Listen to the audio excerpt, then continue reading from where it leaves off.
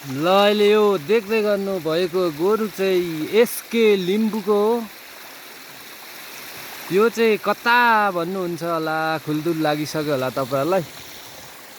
यो चाहिँ ठ्याक्कै हाम्रो याङरक 2 को वडा नम्बर 2 को तिमतिम गाउँमा हो। एसके लिम्बूको गोरु हेर्नु सक्नुहुन्छ तपाईँहरूले।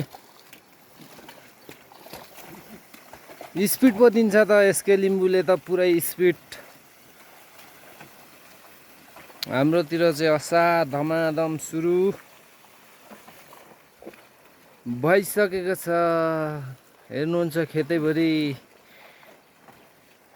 मान्छे दाइले चाहिँ पानी डोडाइदिँदै हुनुहुन्छ। यहाँ माथि घाँसमा लुकेर बस्नु भएको छ बाबै। यही गोरुको धनी, मुख्य धनी चाहिँ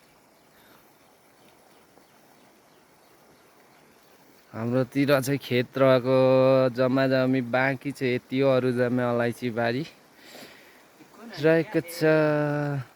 यो पर देख्दै हुनुहुन्छ जङ्गल, त्यो चाहिँ पहिले जम्मै खेतै थियो। अहिले चाहिँ अलैँची बारी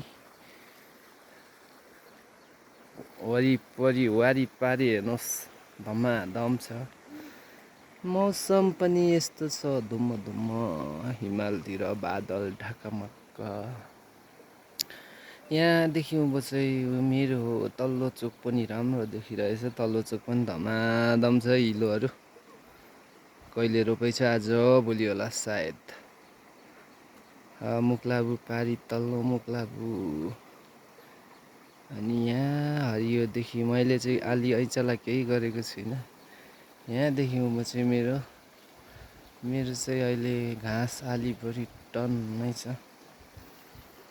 हाम्रो दाइ चाहिँ मूल्याङ्कन गर्दै हुनुहुन्छ खेतमा पानी पुग्यो पुगेन भनेर, कताबाट झार्ने भनेर।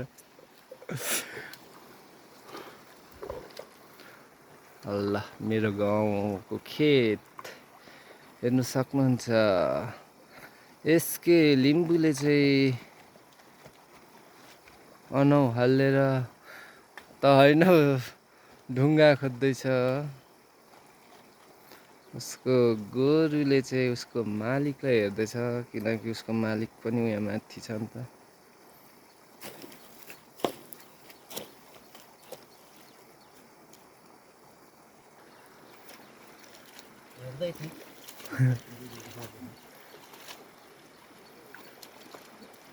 ल हेर्नुहोस् एसके लिम्बूको मसुर गोरुहरू। यो अहिले 6 नम्बरकै टप गोरु भन्छ यसकेले।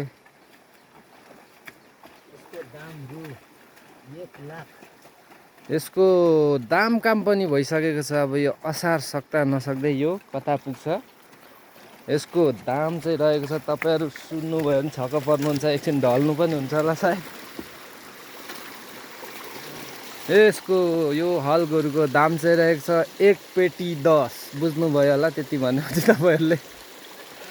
मालिक चाहिँ देख्नुहुन्छ, मालिक एसके लिम्बू। कुटाइ ननिको निकाल्छ एसके लिम्बूले। यो गोरुको दाम काम थाहा पाइसक्नु भयो होला। इच्छुक हुनुहुनेले कमेन्ट गर्नु होला। 1 पेटी 10 ख्याप पाइ एसके लिम्बूको गोरु।